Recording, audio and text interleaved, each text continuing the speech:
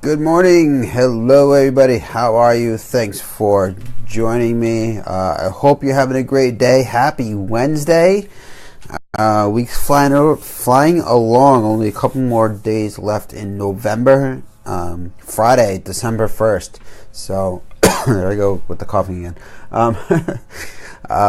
Yeah, going by fast. So I hope you guys are ready because Christmas is right around the corner. And it's gonna fly up on you. I know it's flying up on me. I don't know about anybody else, but it's certainly flying up on me. So yeah, we're getting our tree on Saturday, so that will be fun. We kind of do it the old-fashioned way. We actually go out and cut our tree down. So that'll be fun and exciting.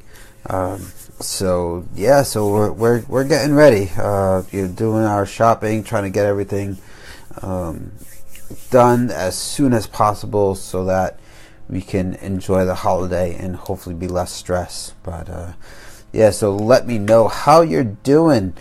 Like I said, I hope everybody's having a great Wednesday. So I wanted to talk about a couple of things this morning. My first is my battle, if you will, with a local college. So here's the story. My oldest son, who's now 16, turned 16 in September. Rick, how are you? Thanks for joining. How's it going? Good show this morning, Rick. I didn't get to catch all of it, but I'll go back and watch the replay. But awesome. Thank you. So my son turned 16 in September. He's waiting to get his driver's license. And at least in Rhode Island, and I don't know how it is in Florida or where anybody else is from, but they have to take a certain number of hours of classes before they can get their permit. And the way it works here is it's done basically through a local college, but it's offered at all the high schools. So it makes it convenient. But here's the problem. So as far as was October and November, excuse me, all the classes were full. So we signed him up, got him registered for the classes that were supposed to start next week, starting December. Paid $85 just for the class, and then we had to go out and buy the actual book. So that's crazy, but is what it is. So we have him registered. I got a phone call yesterday telling me that the classes for December, they didn't have enough kids registered, which I was surprised because, they said that the excuse me, the last two classes were full. Now this one doesn't have enough to even run. So maybe it's December. I don't know. So now they say we have to move him to January. All right, fine. Not happy about it, but it is what it is. Well, here's the thing, and this is where I get irritated. The price for these classes are going up starting January 1st by another $10. So now they want me to pay the extra $10 because it's in January and whatever. So yeah, all right, it's only $10, but still, the principle of the thing is that they push the class back. Coughing now. They push the class back from December to January. The kid's been trying to get in for a couple of months. Hasn't been able to get in because of classes being too full. Now he's getting pushed back because supposedly the classes are too small. And they want us to pay the extra $10. So I'm a little upset by that. I feel that he was registered. He was paid. Right? We paid for the classes. Why not just say, hey, you've already gone through the process. We'll bump you to January. We won't charge you the extra $10. It's not our fault, right? We had him registered. So it wasn't our fault that we, had to push back till January. I just feel like they could have handled it a lot better instead of just expecting us to pay the extra $10 because it got pushed to January. So fought with her a little bit on the phone. I said, and I wasn't mean, I wasn't rude, but I said, I don't understand why we have to pay the extra $10 simply because there weren't enough kids registered and you had to push it to January. And she wasn't getting my point. She wasn't seeing what I was trying to ask. And it was just this, oh, well, there's nothing we can do about it, blah, blah, blah. And then, and the best part is as I'm going through this, all of a sudden it became, oh, hello, I can't hear you. Hello, hello. And it was like, oh my goodness, really? This is what we're going to do? Right? So it was very frustrating for me. And so now I'm going to have to go and try to sort it out, maybe pay the extra $10 to have them registered. I'm going to have to pay it. There's no other option. But I'm unhappy about it. There goes my cough again. I'm just unhappy about it. In a typical business, as a business person, I would say, yes, it's not our fault, but it's not your fault either. It's just whatever it is. So push them over. Don't charge them the extra $10, and leave it at that. So that's my little battle with what's going on with that school. So it's a challenge. So I'll play nice. But I was irritated last night because all of a sudden I get this phone call saying, hey, your kid's got to wait yet another month. The poor kid's 16 already, turned 16 in September, actually wants to get his license, and it's just been one thing after another. So very, very frustrating. But like anything else, we'll get through it. We will. It's just trying not to be too negative about it. I'm really not. But it's just, that's my frustration. So I vented to you. Thank you for listening. Appreciate it. So anyway, all right. Move on to happier topics, shall we? I know we got another day before football week begins, but I want to talk a little NFL quarterback. News came in yesterday that Eli Manning is being benched, and that his replacement, oh shoot, I just had it too. And I can't remember his name. Geno Smith is taking over. So Geno Smith will be starting for the Giants, and Eli will be sitting on the bench. Here's my feelings about this whole thing. I think that it's about time. I think he hasn't played well in a while. Certainly not this year. I know a lot of people are getting all upset because he's a Manning. Let's face it, it's what it comes down to. He's a Manning. If any other quarterback was doing what he was doing, you wouldn't be hearing so much moaning and complaining. But it's you got to play and you got to put up the numbers. And at the end of the day, the teams want to win, and that's what it's about. It's about winning. So I don't feel bad for him. He hasn't been playing, plain and simple.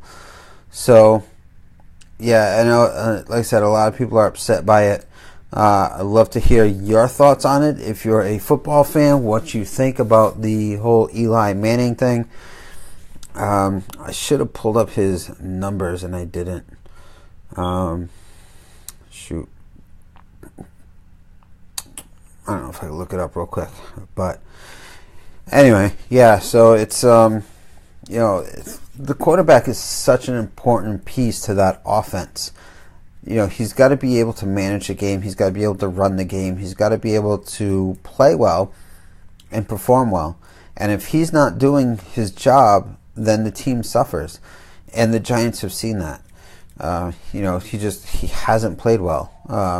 And it's similar to what happened with the 49ers. Most of you know I'm a 49er fan. I live in New England, so I had kind of this double connection with what's going on over there because Jimmy Garopollo, formerly backup quarterback here in New England to Tom Brady, went over to San Francisco. They didn't start him. Why, I don't know.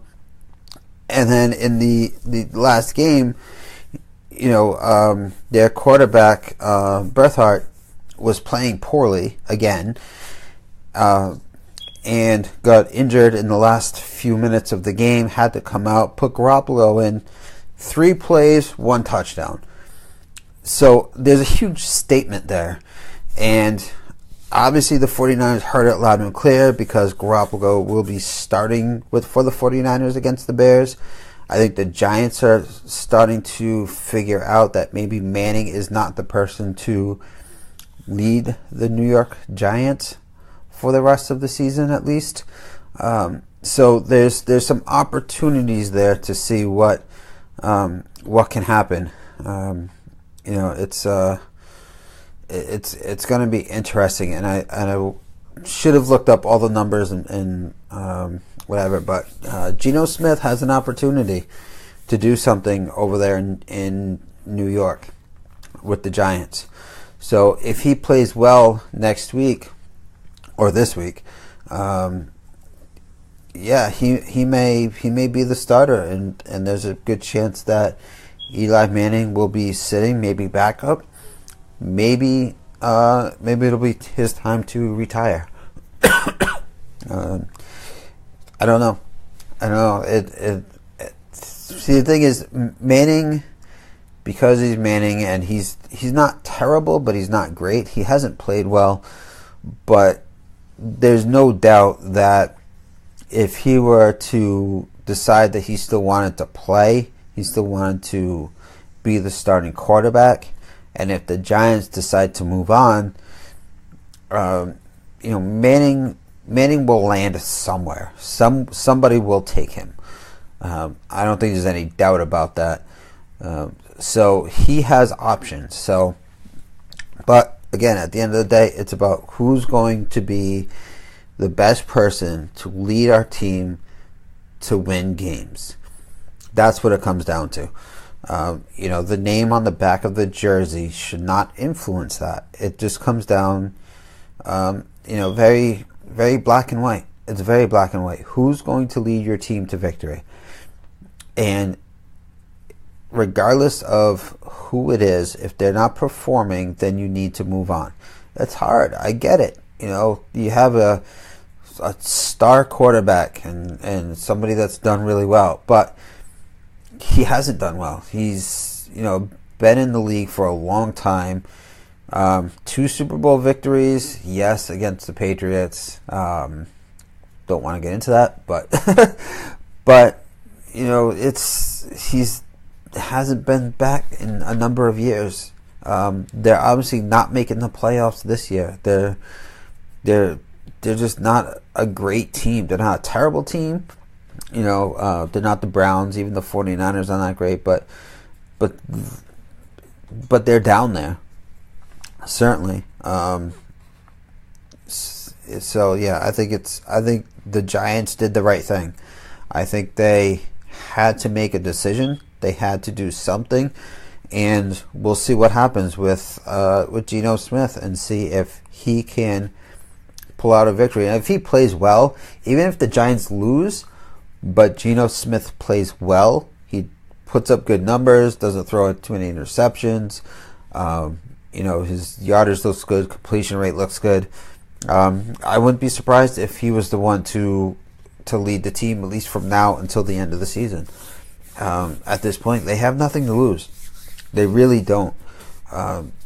Once this season is done, we'll see what happens and see if Eli is back with the Giants or with a different team, or the option is he may retire. I don't know. Obviously, that'll be up to him. Don't know what goes on inside the head of Eli Manning, but he certainly has options. So we'll see what happens with that. It'll be interesting to see how it plays out. So that's my little spiel about the quarterback situation for the NFL. It's one of those things, and there's no doubt, if anybody, for my Patriots fans out there, I know if you're in New England, you're probably a Patriots fan, and if you're outside of New England, you probably hate them. But whether you love them or hate them, you have to respect Bill Belichick and what he does. And at the end of the day, if Tom Brady was putting up bad numbers, there'd be no doubt in my mind that Bill Belichick would pull him and put in whoever is the backup quarterback. Whoever that person is at the point. So, yeah, there's no doubt in my mind, Bill Belichick does not care about the name on the back of your jersey.